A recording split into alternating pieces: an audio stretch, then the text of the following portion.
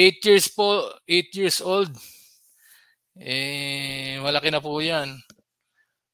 Kasi nga ang ubo kasi, it's either merong bacterial growth dun sa bibig, sa lalamunan kasi nga hindi nasanay uminom ng tubig na may asin. Kaya nga kung kapag acid forming ang kinakain, magko-cause yun ng bacterial growth. Kaya mataas ang mucus formation kasi nga it's either nagkakaroon ng bacterial growth dun sa lining ng esophagus or sa lalamunan or sa bibig.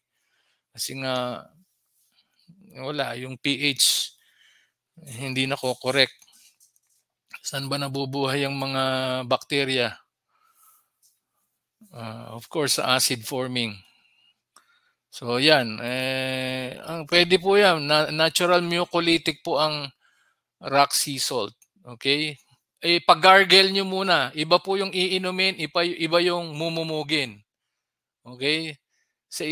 Yung mumumugin, isang kutsarita, ilagay nyo sa 250 ml na maligamgam.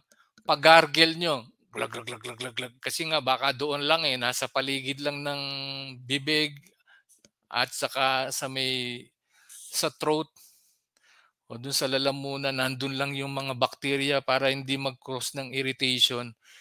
Doon. Tapos pamumugi mo hanggang maubos yung 250 ml. Tunawin yung isang kutsaritang rock sea salt o tapangan nyo pa, 2 kutsarita na. Lagay nyo sa tubig na 250 ml. I-gargle. Okay? Hanggang sa maubos lahat yung tubig na yun.